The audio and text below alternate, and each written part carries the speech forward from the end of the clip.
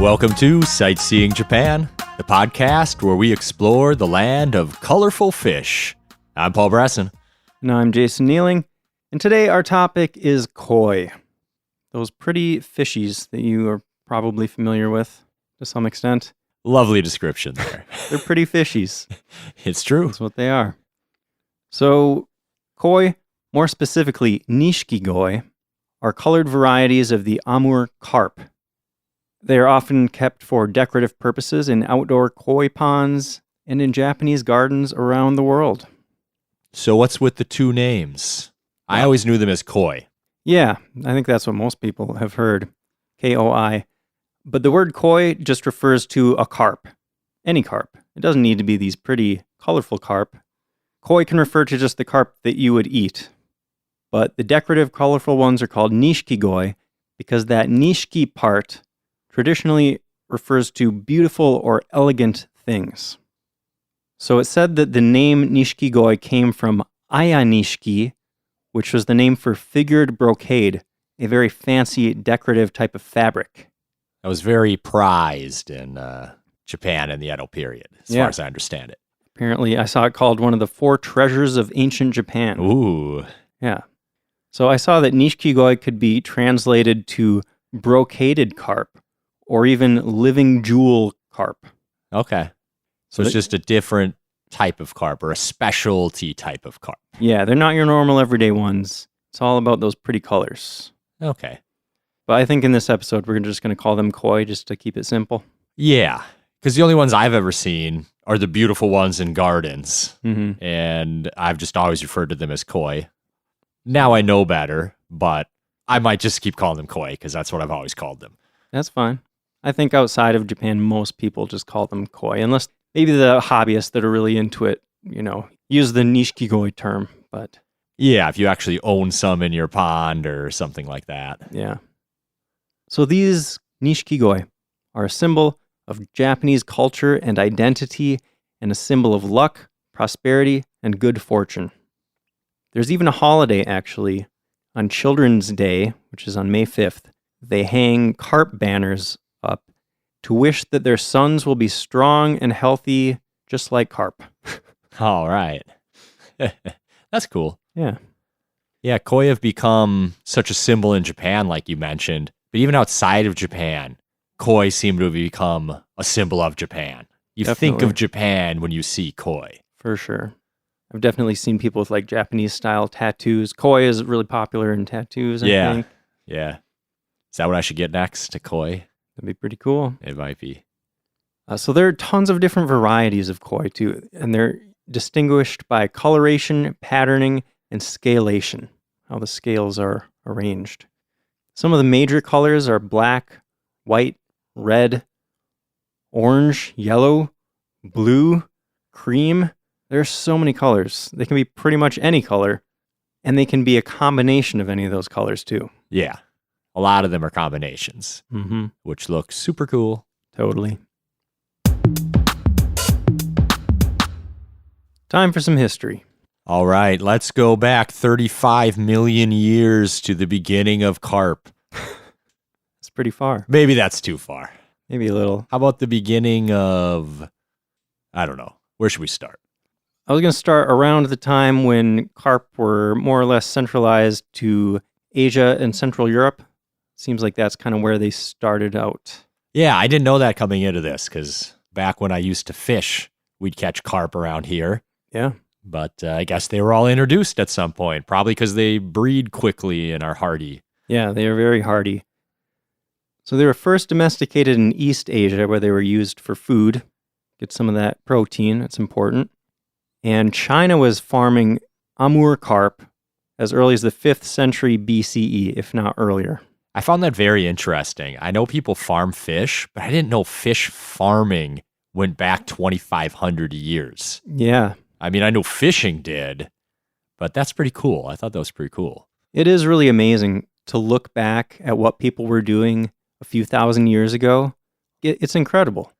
I saw just recently, there's a pair of pants that are 3,000 years old. I just saw those too. Like they're still intact. You can see the really intricate patterns stitched into them and stuff. It's amazing. They looked pretty good. Yeah. I couldn't make pants like that. No way. I couldn't. How do you even make fabric? Wouldn't even know where to begin. Yeah. We always think of people back then as like primitive, but they had a lot of stuff going on. Oh, yeah, definitely. Anyway, so China was farming the Amur carp. That's the one that eventually turned into koi. And like we said, carp are really hardy. They're good at adapting to different climates and water conditions. So they started spreading to other places around the world, including Japan.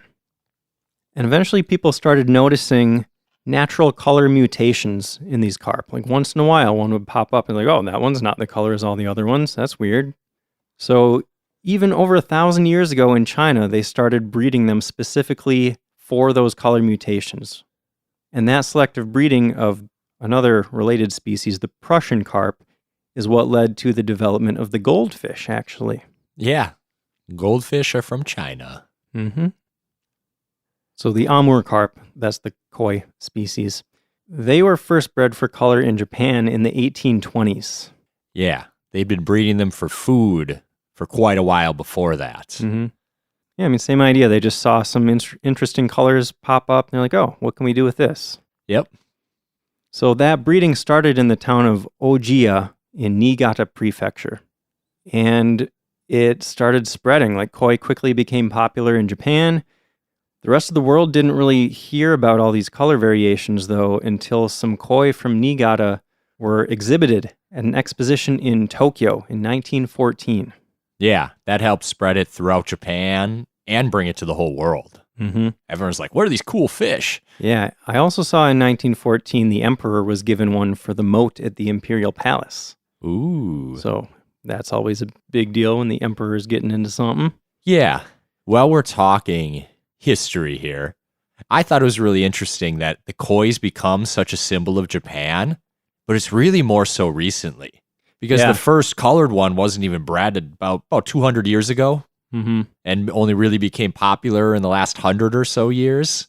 Yeah, it does seem relatively recent. Doesn't go back as so many other things we've talked about, kimono and all this other stuff. Japanese gardens go back a long, long ways. Mm-hmm.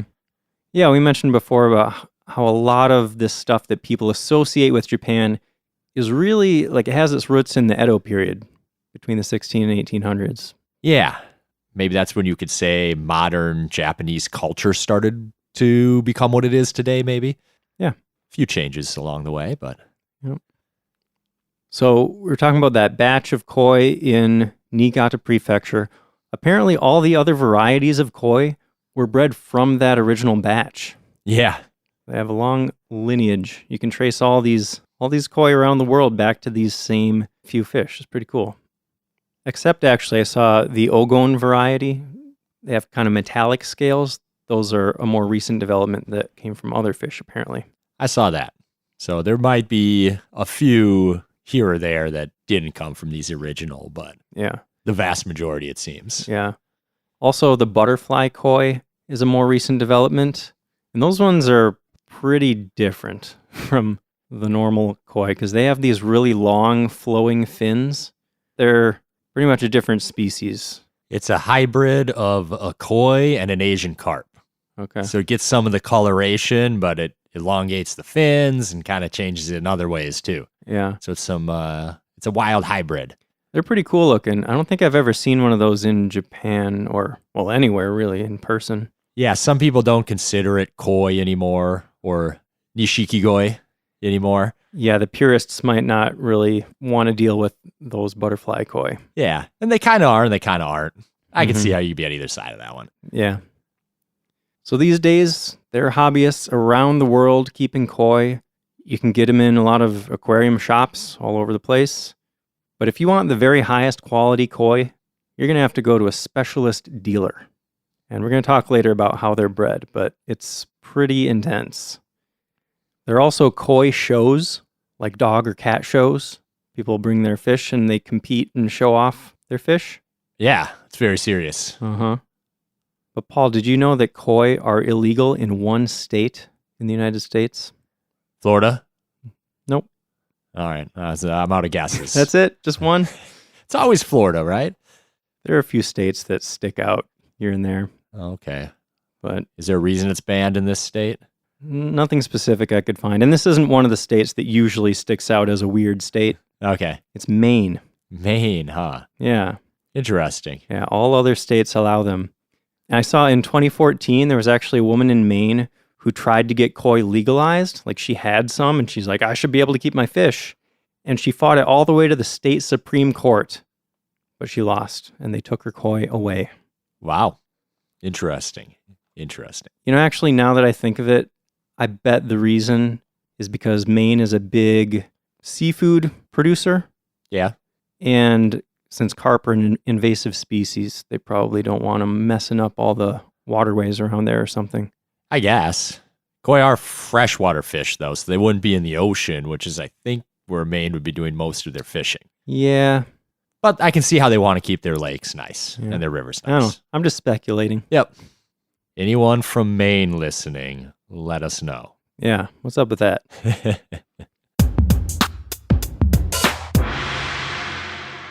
So let's talk about the many different varieties of koi. Yeah. I saw around 200 varieties as a number, Mm-hmm. Saw that number too. but it might be a little iffy about exactly what's a variety and how they all blend together is maybe a little fuzzy sometimes. Yeah. And the way that these varieties are distinguished can get super technical. Yeah, they're looking at coloration, patterning, scalation, which I didn't know was a word. Mm-hmm. I found a koi glossary of terms online. Okay. It was like 20 pages long. Oh of my all these goodness. different words. They have a name for all these different colors, all these different patterns, shapes of patterns, parts of the fish, the quality of the skin, the size of the fish. There's a specific term for koi with red lips. Like it gets super, super specific. Interesting. Yeah, things that, only a koi expert, a koi connoisseur would notice probably. Yeah. And I also found a huge list of names of all these different varieties that all have different characteristics, but there are just way too many to talk about all of them here. Yeah. But I do want to mention a category called Gosanke, which refers to the big three most famous, most popular varieties. Yeah, I'd never heard that term before, so I looked it up, and I thought it was kind of cool. You can have a gosanke of anything. It just means like the big three. Yeah. Mm. If you said gosanke of countries, population, you would take the top three. Huh. Be China, India, US, I think. Sure. That's cool. I didn't realize that. Yeah, I didn't either. So they've got that for a lot of things. Nice. So what are the big three? Let's go through them. The first one I want to talk about is called kohaku. These fish are white-skinned with large red markings on top. And this is the very first ornamental variety of koi bred in Japan. Yeah, a very popular one. If you see a picture of a koi, you very likely might see a white koi with red markings on top. Definitely. The name means red and white, which makes sense, right? That does make sense, yes.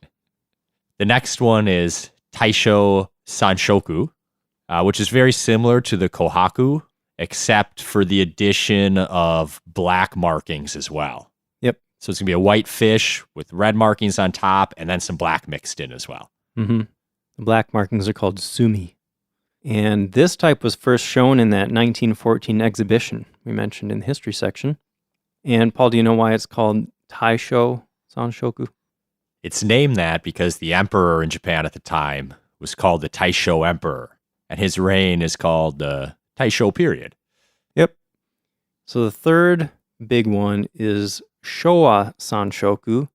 It has a black background with red and white markings on top. So it looks a lot like the Taisho one, just more black, basically. And this one was first exhibited in 1927 during the reign of the Showa Emperor. So that's where that name comes from. Yeah. Japanese history gets less confusing if the emperors live long lives. Otherwise, the periods are going to change so fast. Yeah. They name each period after the emperor who reigned. Yep. So these big three, you may have noticed, they're only using three colors, white, red, and black. Those are pretty much the most common colors you'll see probably, but there are a bunch of other colors and combinations of colors, as we mentioned. Yeah. I think the Ogon variety looks super cool. They're known as the ghost koi. Yeah, they're a metallic colored koi of a single color.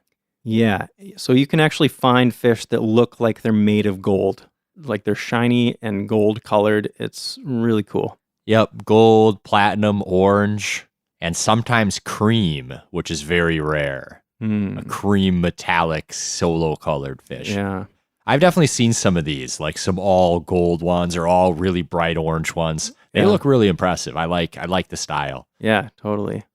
I saw that there are some pearl scales too. Like they actually look just like the surface of a pearl. Oh wow. Those are pretty cool. So they got another name for variety. I don't even know if that's the best way to say it, called kawarimono, which is kind of like a catch-all for any koi that's not put into one of the main categories. So if you're competing at a show and your fish doesn't fit one of the 3 or 4 whatever main categories they're doing, you just put it in this one and it can compete as like an other fish. Okay. So each of these types of koi can actually represent a different thing too. Thought this was kind of fun. You got those gold koi. Those symbolize wealth and prosperity, which makes a lot of sense. The kohaku, the red and white, can signify career success or love and compassion. Okay. And there's one called ochiba, which is kind of a blue or brown mixed with a rust sort of color. And those represent the transition and changing of the seasons. Kind of like autumn leaf colors. Yeah, I suppose. That's cool. Mm-hmm. But no matter what variety, what color, all these fish are the same species. As long as we're not talking about the butterfly koi. Right. All the koi that like are the same shape and look the same, they're just different colors. Same species, they're just considered different subspecies. Yeah. They can all interbreed and create viable offspring. Yep. But if they do breed freely, without that careful selective breeding for the colors, within just a few generations, they're just going to be plain old carp again. You're going to lose all those special colors. Yep. So sometimes I think people think of koi as just big goldfish. I think I'd probably heard that before. Yeah, not true. Yeah, not quite the same thing. They're different species. Goldfish, as I mentioned, were developed in China from the Prussian carp, but koi were developed from the Amur carp in Japan. And the easiest way to tell them apart is that koi have whiskers and goldfish do not. Also, koi can grow up to over 3 feet long, but goldfish, they max out at around 1 foot long. Fun fact, actually, Paul, did you know that the biggest koi ever recorded was 4 feet long and 91 pounds? That's a big boy. It sure is.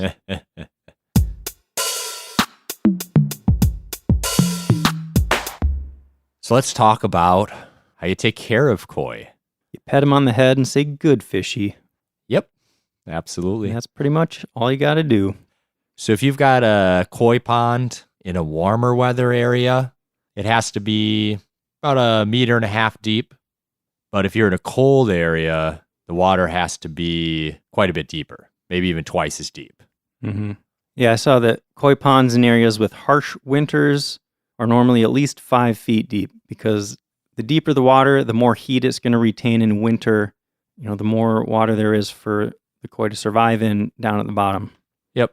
And like we said, koi are pretty hardy. They can survive in a lot of different climates, but they do best between 59 and 77 degrees Fahrenheit, 15 to 25 Celsius.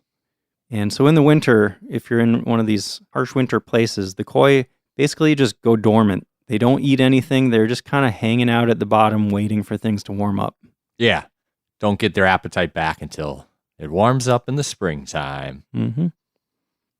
So if you're taking care of these koi, you also want to make sure that they don't get eaten because there are a lot of things that like to eat fish.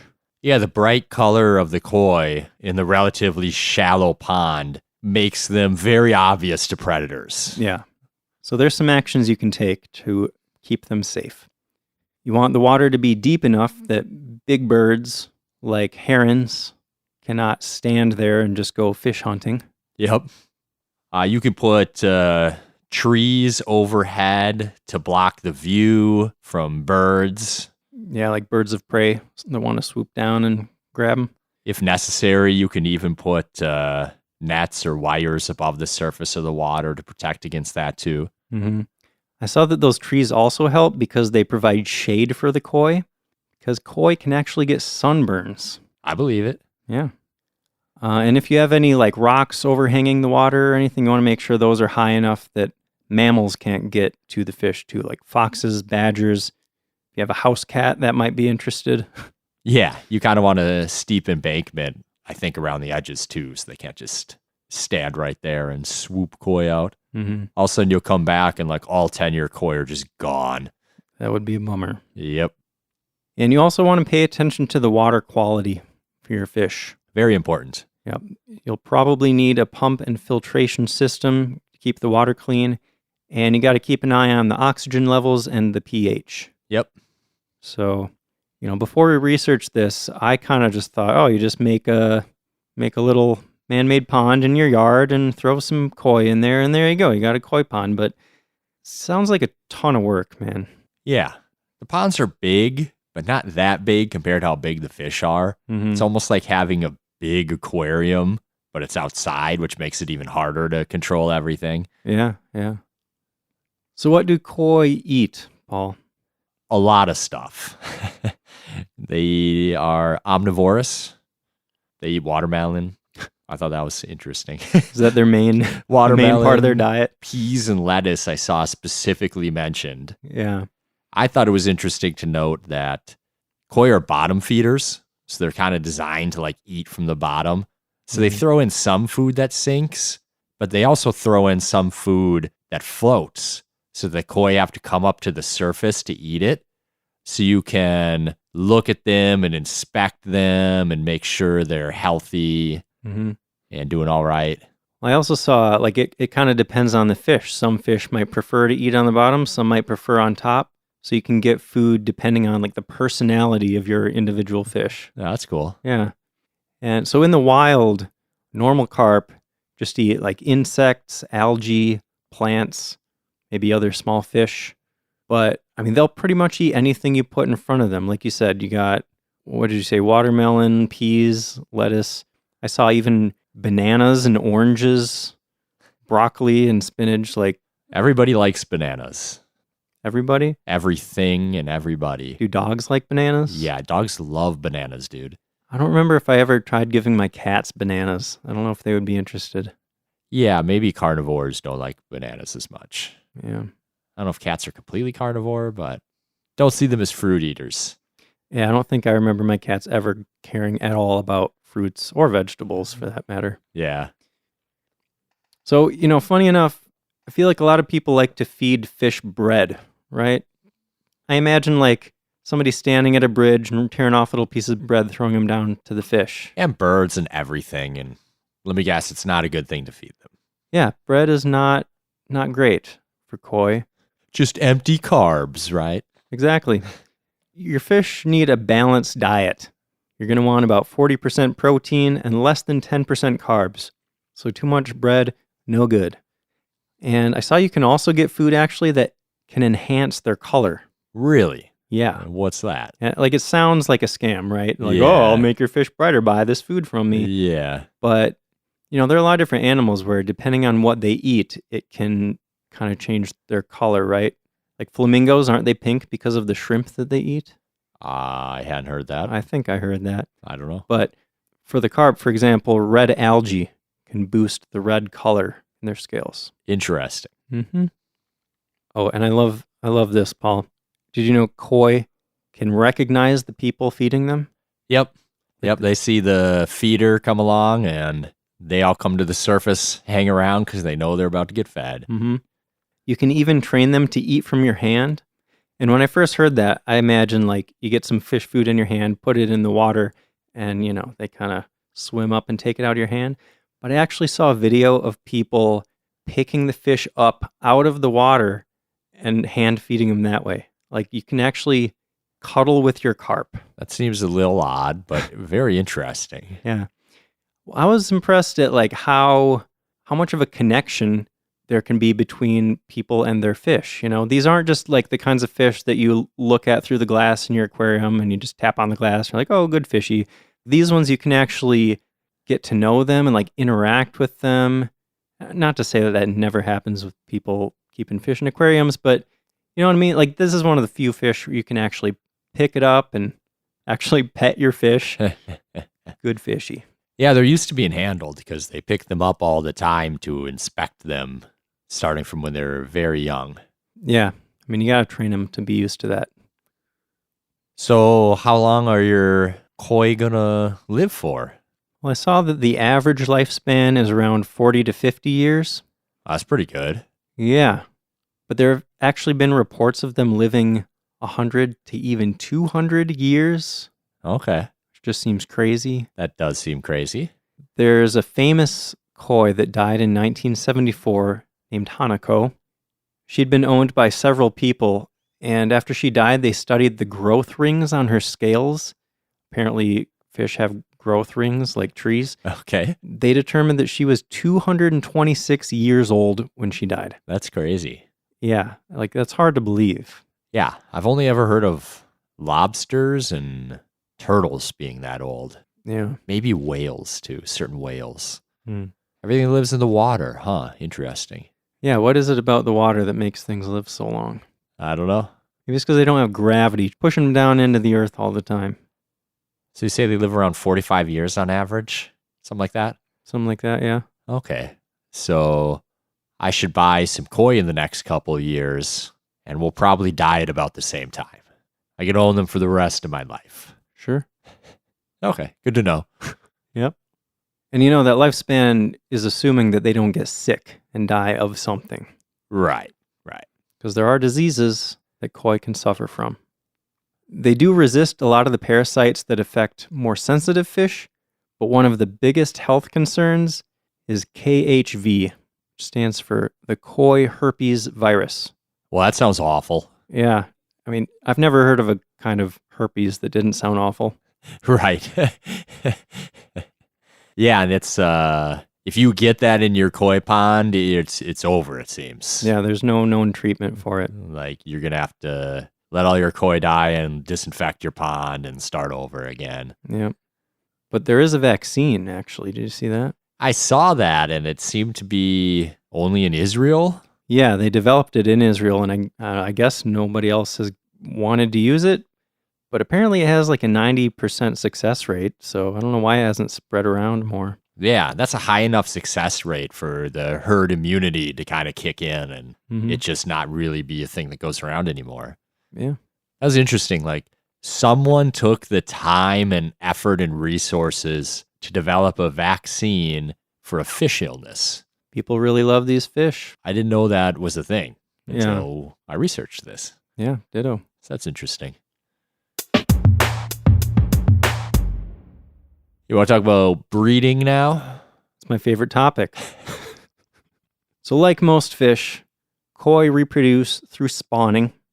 The female lays a bunch of eggs, and then one or more males comes along and is like, hey, eggs, let me fertilize those babies. Yep. They can produce thousands of offspring from a single spawning. Mm-hmm. And since breeders of koi are actually looking for those specific colors and patterns, they're going to carefully choose the parents that they want to breed. And I saw that some breeders think that natural spawning is best, but some breeders will actually take things into their own hands. Literally. Oh, goodness. It's okay, Paul. I won't get too graphic here. Well, it's a little graphic. They drug the fish. Oh, come on. Yeah. They put them in water with like a sedative. And then, once the fish is kind of knocked out, they'll extract the sperm and eggs from the male and female. Extract. Yeah, with like a syringe. Okay. You okay? You still with me? I'm with you. I don't like it. You're asleep. Fish cannot consent. Anyways. Okay, so then they mix the sperm and the eggs, and so the female is going to produce around 500,000 eggs per spawn, which is just insane. It's a lot. But not all of those are going to hatch. I saw that 60% is a good ratio. That's still a ton of fish hatching. Yeah. Still more than 250,000. Wow. So 3 days after conception, the baby fishies, known as fry, are going to start hatching. And about 10 days after hatching, you got a few 100,000 little tiny fry, about 2 millimeters long. That's itty bitty. Yep. And the large majority of these are not going to be acceptable as Nishiki-goi, because the breeders are looking for those specific, the perfect color combinations, the perfect patterns. And breeders are such experts at selecting these perfect fish that they start selecting them when they're this tiny, 2 millimeters long. And apparently they're closely guarded trade techniques that they use to pick out these fish. Yeah, even the best champion grade koi are going to produce offspring that mostly get culled. Mm-hmm. That's the part of it that I don't really like as a vegan. For every koi you get that grows up, thousands of them were just killed and tossed aside because they didn't look pretty enough. Well, the babies that are culled are either destroyed, which is what you're talking about, is not great, but a lot of them, they might feed to other fish too, which is basically what would happen in the wild anyway. How do you feel about that? I don't like the fact that we're doing it and we're choosing who lives and who doesn't. Okay. Well, so they're going to do this first culling. They're going to narrow it down to maybe about 100,000 fish. But that's only the first selection stage. There's going to be another selection about 40 days after hatching. And the fish that are culled when they're older, between 3 and 6 inches long, actually probably won't be destroyed. They might be sold as lower grade pond quality koi instead of champion grade. Yeah, those are the ones you might buy to fill up your backyard koi pond. Yep. So then at 3 months after hatching, the number may have been further whittled down to only about 3,000 fish. And I mean, since they're only looking for the absolute best, out of this whole spawn, those original 500,000 eggs, you might only end up with a handful of fish that you're actually going to choose as like, these are good koi, you know? Yeah, these are the ones I'm going to bring to the championship and try to win something with. Mm-hmm. And the very best ones can be worth tens of thousands or even hundreds of thousands of dollars. Yeah, if you go win a big competition, I bet you can auction it off for a lot. Yeah. But it's amazing what tiny things can lower the value of a fish.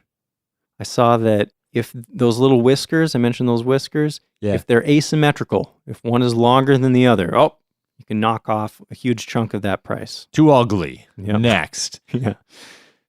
Or if a single scale is missing, no good. Gross. Yep. Next. I need perfection in my fish. They're propagating unrealistic beauty standards for these fish, right, Paul? Yeah, they are. These fish should feel good about their bodies, no matter what color they are. Yeah. Except if their scales aren't in perfect rows, that's just unacceptable. Yeah. Should call them. Yep. So I mentioned earlier that carp are considered an invasive species in a lot of different places. Koi have been released into the wild, either intentionally or accidentally, in every continent in the world except Antarctica.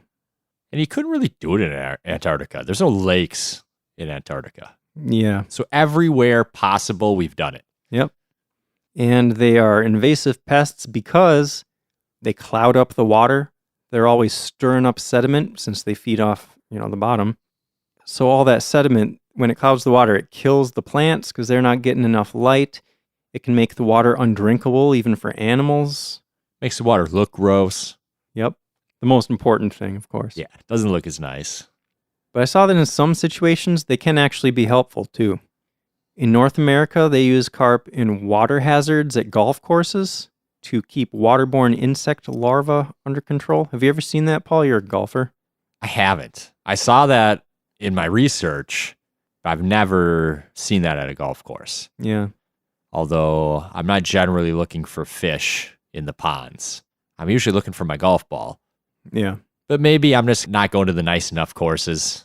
It seems like they would need to be pretty big water hazards to have these big carp. Right. It'd have to be a big pond if they weren't checking the pH and taking care of all that stuff. It'd have to be a big pond that could kind of regulate itself. Yeah. But hey, I'm cool with anything that gets rid of mosquitoes, Yeah. Koi are our friends. Mhm. They eat the mosquitoes. Thank you, Koi. Yep. So if you want to see koi or learn more about koi, you can go to Ogia, the town where they first started breeding these colorful koi. Yeah, they still have shows and stuff there, right? They do. And they've got a place called Nishikigoi no Sato, which is kind of like a museum, but also an aquarium, but also a Japanese garden. Cool. So you go in and there's this huge garden with a bunch of water and koi just swimming around everywhere. And then they've got a big main building that's got a main pool inside that's got about 30 fully grown koi fish swimming around in it. So you can just kind of enjoy everything there. Nice. I've heard it's a little easier to like go do that than it is to try to go to an actual koi farm because they're not really set up to like see much. Yeah. Also, every year there's the All Japan Koi Show, and about 4,000 fish get entered into the show every year. Cool. Where is that held? I think it's in Tokyo, and the imperial family visits Ooh. every year apparently. So that's a huge deal. Yeah. Sounds like it. Where else can you see koi, Jason?